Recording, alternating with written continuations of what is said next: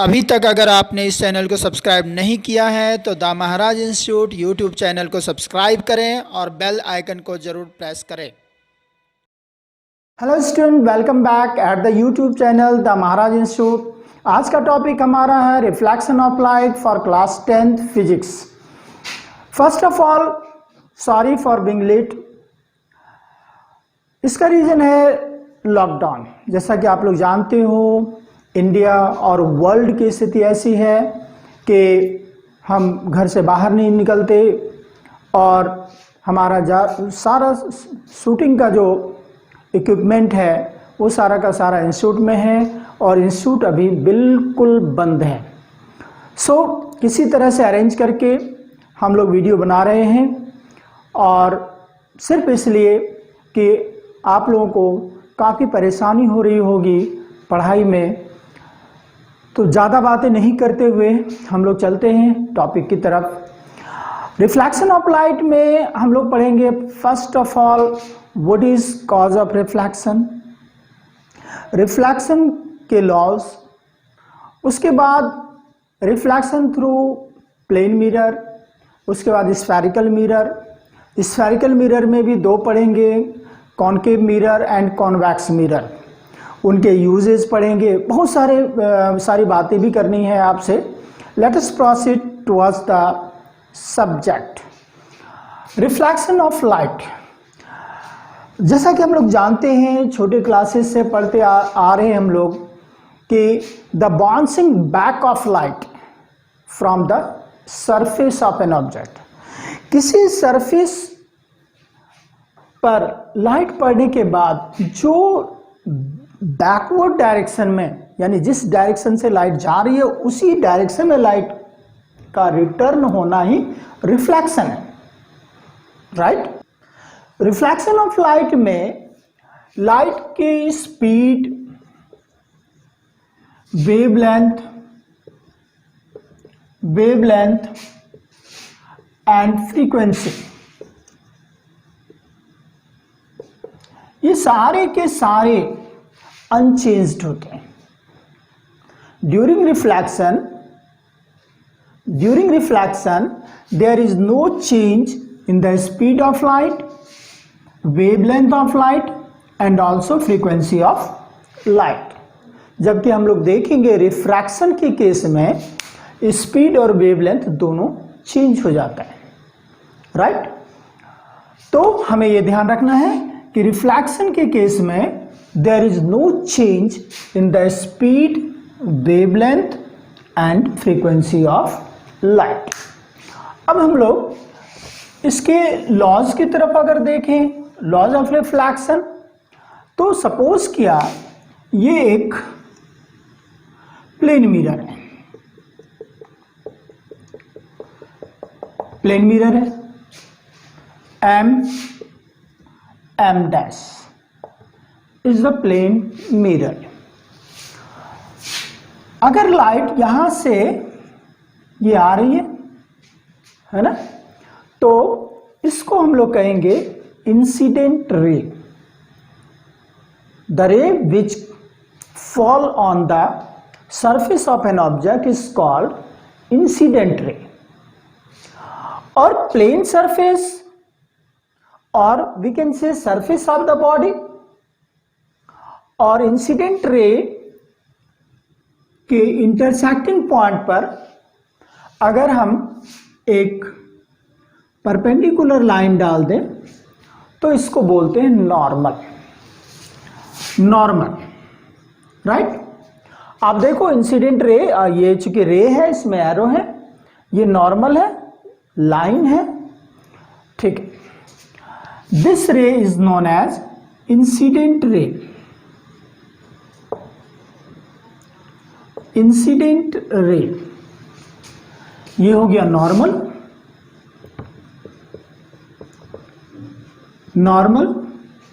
After that the light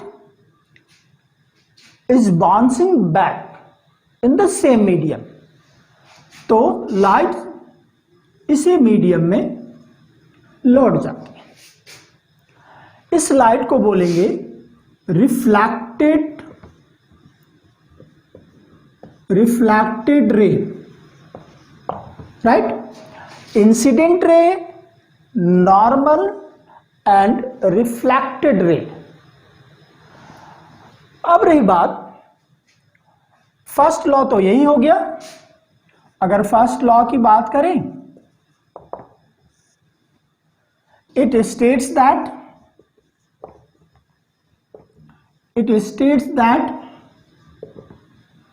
the incident ray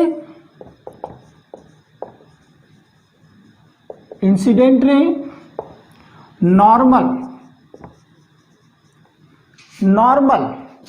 at the point of incidence, है ना।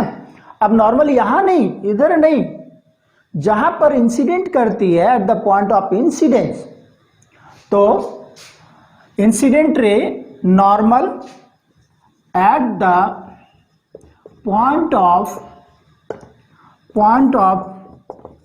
Incidence and reflected ray all lie on the same plane. This is the first law. अब जो incident ray normal के साथ angle बनाती है, this angle is known as angle of incidence और incident angle. And जो एंगल रिफ्लेक्टेड रे बनाती है with normal, this angle is known as angle of reflection और रिफ्लेक्टेड एंगल, आप जो भी बोल सकते हो, ठीक है स्टूडेंट्स। और एक मेन बात, मैं बिल्कुल इनिशियली जो भी बच्चे हैं, अगर उनको कुछ भी फिजिक्स नहीं आता और स्टार्टिंग से आप सारे वीडियो देखोगे, तो आई थिंक आपको कोई प्रॉब्लम नहीं आने वाला, बिकॉज हम बिल्कुल इनिशियल स्टेज से हायर स्टेज तक चलेंगे, है ना। और हर एक टाइप के स्टूडेंट्स के लिए ये फायदेमंद रहेगा, ठीक है। तो सेकेंड लॉ जो है, अगर हम सेकेंड लॉ की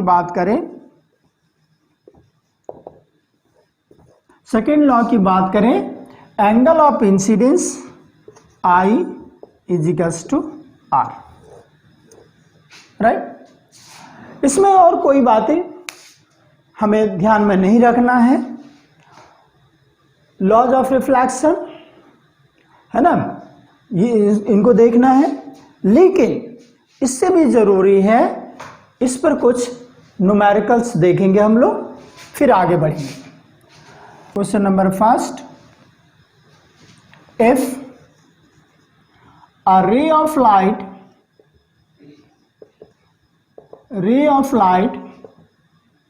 is incidence at an angle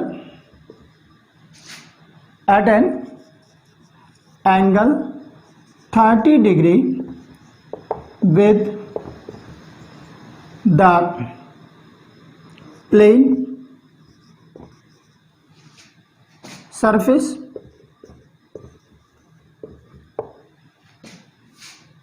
then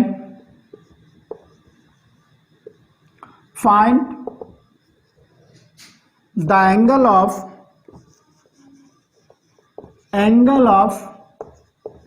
reflection. एक मिनट में आप रिप्लाई करो, फिर मैं बताऊंगा इसको। If a ray of light is incident at an angle of 30 degree with the plane surface, then find the angle of reflection. Angle of reflection कितना होगा? सही गेस किया है। ये जो एंगल है ये आई नहीं है, ये दिस एंगल, है ना, आपको जो गिवन है ये एंगल गिवन है विद द प्लेन, राइट। तो angle I plus angle 30 degree. तो इसका सॉल्यूशन अगर हम लोग करें तो angle I plus 30 degree is equals to 90 degree, because this one is normal, और angle I is equals to हो गया 90 माइनस 30 और ये हो गया 60 डिग्री।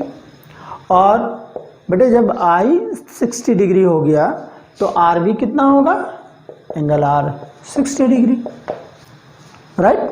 आपके बोर्ड में पूछा गया है क्वेश्चन। नेक्स्ट क्वेश्चन अगर हम देखें, सेकेंड क्वेश्चन की बात अगर हम करें,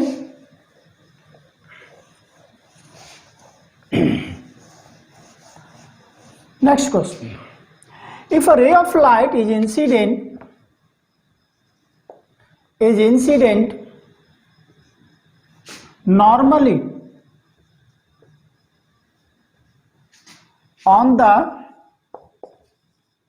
plane surface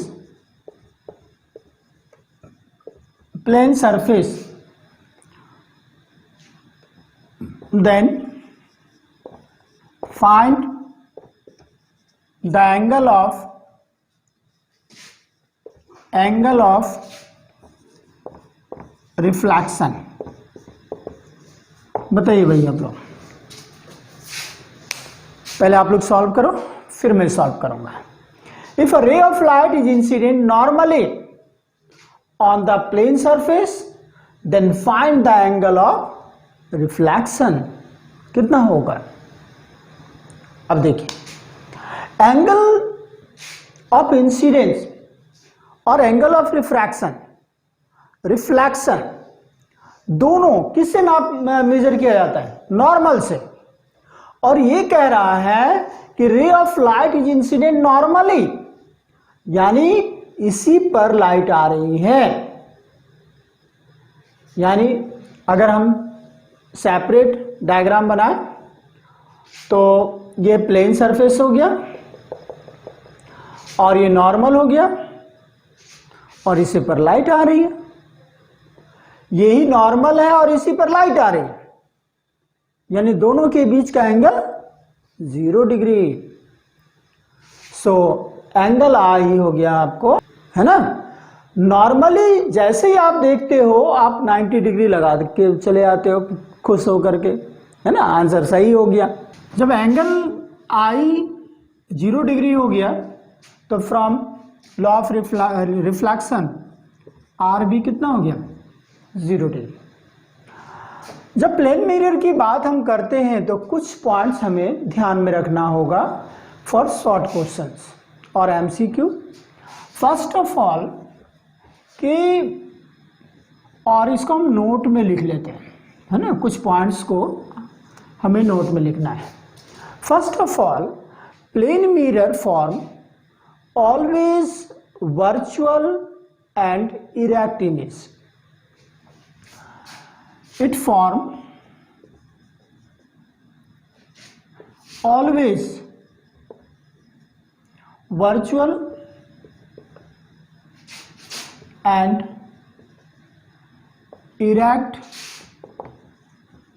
image of a real object। Real object उसको कहते हैं जो कि मिरर के सामने हो।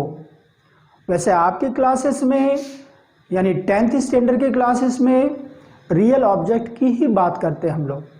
वर्चुअल ऑब्जेक्ट जब आप हायर क्लासेस में जाओगे तो वहाँ वर्चुअल ऑब्जेक्ट भी ऑब्जेक्ट्स आते हैं, बट यहाँ पर अगर हम देखें तो प्लेन मिरर ऑलवेज वर्चुअल और इरेक्ट इमेज बनाते हैं।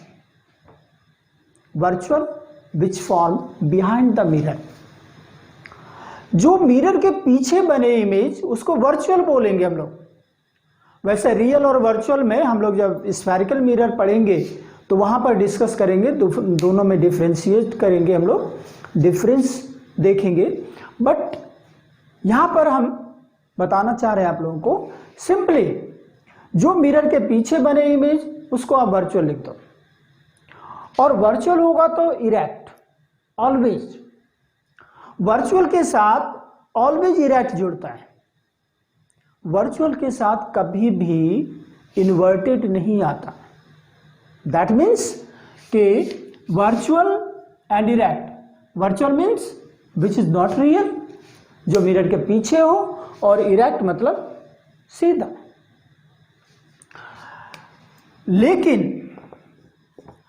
It form lateral inverted image. ये क्या हो गया भाई? लैटरल इन्वर्टेड, लेफ्ट का राइट, राइट का लेफ्ट, है ना।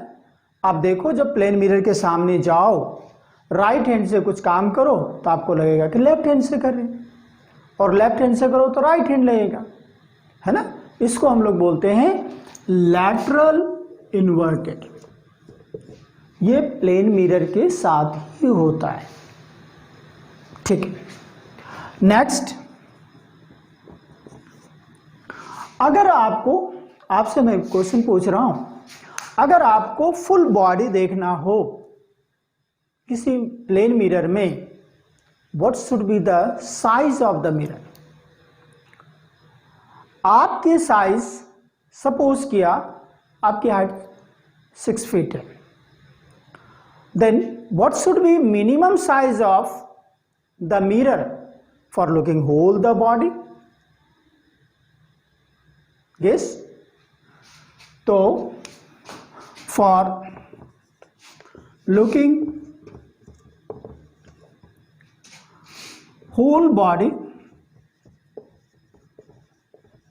the minimum size of the mirror should be half of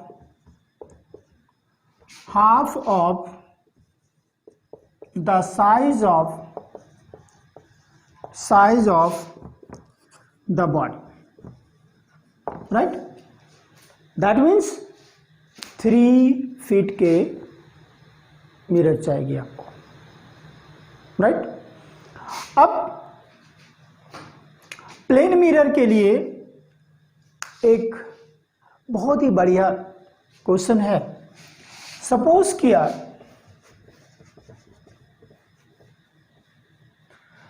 किया जैसे आप सैलून में जाते हो, ठीक है।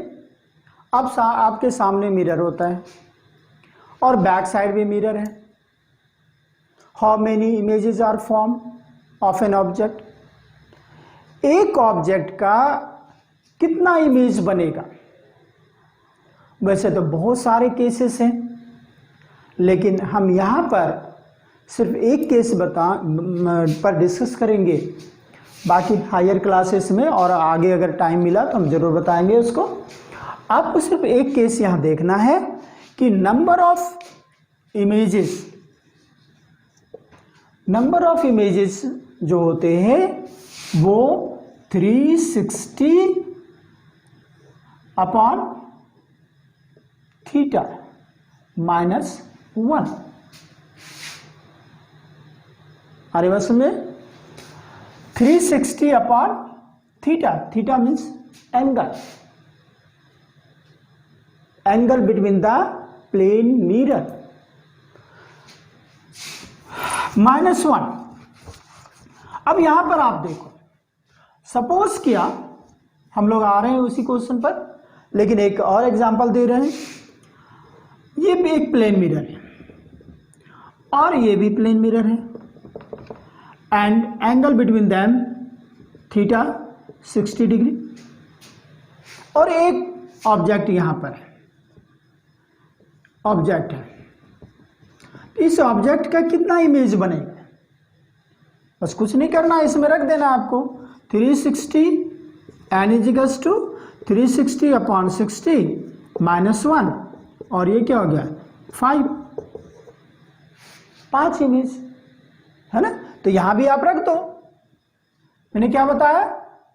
2 प्लेन मिरर है, एक आगे है और एक पीछे है, और प्लेन मिरर के बीच का एंगल कितना होता है भाई? 0 डिग्री। तो यहां रख दो आप 360/0 -1, और ये क्या हो जाएगा? किसी भी चीज में है ना, डिनोमिनेटर अगर 0 आ जाए तो वो इन्फिनिटी होता है, infinity -1 infinity. Then infinite number of images are form. वैसे फिर से मैं बता दूं, इनके कई केसेस है, एंगल इवन होगा, ऑड होगा, वो हम लोग बाद में डिस्कस करेंगे। यहां पर सिर्फ आप इतना समझो। तो बच्चों, प्लेन मिरर के लिए बस इतना ही, आपको प्लेन मिरर में ज़्यादा नहीं पढ़ना है। अब आगे हम लोग देखेंगे स्फेरिकल मिरर, और जैसा पहले ही बताया है, स्फेरिकल मिरर में कॉनकेव मिरर, कॉन्वेक्स मिरर, बहुत सारे terminology and lots of numerical पर डिस्कस करेंगे। Till then, thank you. और एक बात, बहुत दिनों के बाद हम शूट कर रहे हैं वीडियो, इसलिए आपको याद दिलाना ज़रूरी है, please subscribe our channel. And अगर आपको ये वीडियोस सही लगा हो, समझ में आया हो, तो please like it. Thank you, thanks a lot.